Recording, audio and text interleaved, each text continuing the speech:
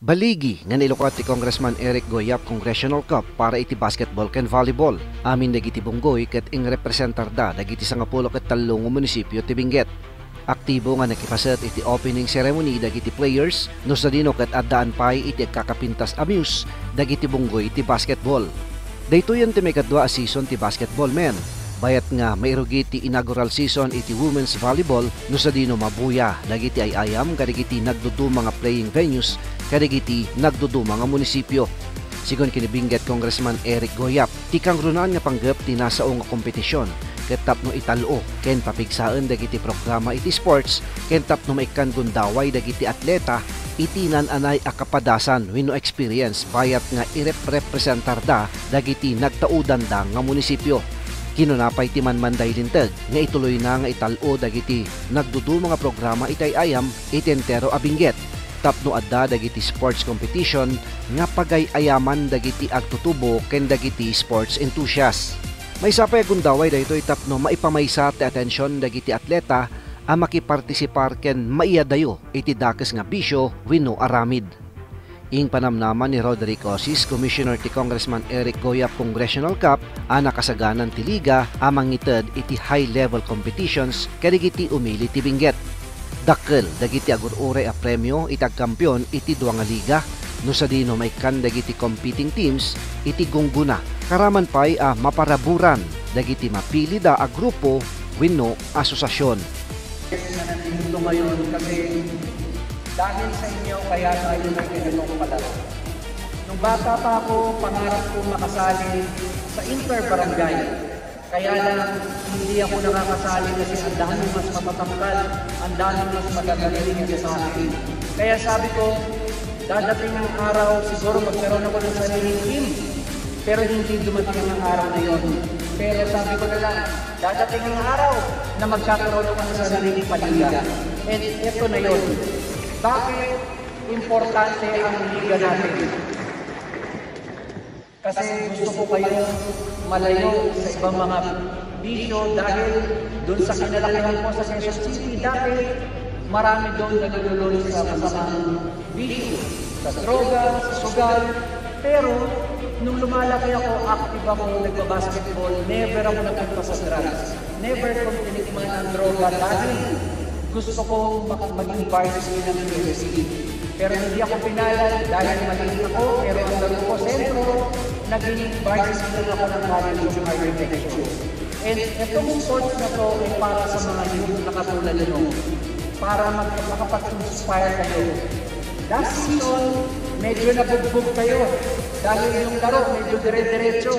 Kaya this season, Saturday, Sunday lang ang laro. And siyempre, mas gagawin natin komportable sa inyo para hindi kayo mahirapan. Kasi yung iba sa inyo may trabaho pa. Again, itong Congressman Cup na to, dinagdagan natin ng volleyball. Kasi sabi ng Tuglay, malaki pa kaya support member Arman, sabi ng Tuglay, kung volleyball lang yan, kami ang magsa-champion. Pero sabi naman ng Tuglay, hindi. Volleyball, kami ang mas magaling. Ganyan ang mga leaders nyo, yung mga mayors nyo, ganyan sila ka-competitive. Gusto nila mag-champion yung team nila kasi it will bring honor to your hometown. But again, manalo, natalo, lahat tayo panalo. We are doing this to enjoy. Kung last year, nagkaroon tayo ng exhibition game sa PBA Moto Club, itong season na to meron, pero meron din dapat sa volleyball. Siguro yung sa PS Volleyball Division, kukuha tayo ng mga players doon na pupunta dito na mag-exhibition game. Ipapakita natin na ang Benguet kaya rin sumabay. Kaya huwag naman kayo ma-pressure kasi mas magagaling kayo doon. Nagkataon lang na sa TV. Anyway, yung liga natin na to, hindi lang tayo dito. Papunta rin tayo sa grassroots. Yung mga SA chairman po, in touch kami para sa mga paliga nila. So yung mga team na Mosquito team, dati kasi naglalaro po sa Mosquito, umaakyat ng division. Kaya lang hindi tayo, wala na tayong 45 years old and above. Kasi yung iba gusto matiling sa 2 division. Hindi na muna tayo nagkaalam ng 2 division para mag-concentrate tayo. So again, tulong-tulong tayo, pagandahin pa natin itong Congressman Yap Basketball Cup. Gawin natin itong tradisyon sa Benguet. Gawin natin itong tradisyon na tuloy-tuloy natin ginagawa upang alam nila sa Benguet, meron tayong isang malaking liga. Every year ginaganap, every year naglalaban-laban ang mga bayan, pinapakita kung sino ba sa atin ang mas magagaling. Congratulations sa inyong lahat. Lahat kayo ngayon ay panalo.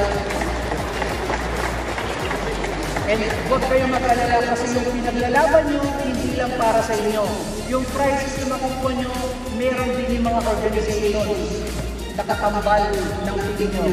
Yung mga organizations nakatambal ng pili nyo, sila po ay makakakuha nila ng cash prizes upang magamit nila sa kanilang organization.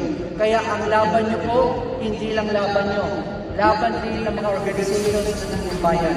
And again, iwasan lang natin yung magkapikunan kasi pag naglalaro kayo, nanonood ako lagi akong kinakabahan. Kapag meron ng nagsisisuhan, nininervous na ako, baka may mag-away. Pero doon kasi yung kapatid ko nagpalita sa Quezon City. Sabi ko, pag walang nag-away, may tagsa 10,000 ang team. Sa awa ng Diyos, may nagrambulan. Pero nabigay pa rin yung 10,000 per team. Kaya kayo, huwag kayo mag-away, may 10,000 per team kayo lahat kapag walang nagrambulan, walang nagsisisuhan. And syempre, dahil huwag kayo mag-away kasi itong basketball cup, hindi dito tinitingnan kung sino yung mas magaling. Tinitingnan dito yung sportsmanship. Para iti Bombo Sports Fun and Fitness, Bombo Jordan Tablak para sa number 1 and most trusted radio network in the country, Bombo Radio Philippines, Basta Radio, Bombo! Good morning, Philippines!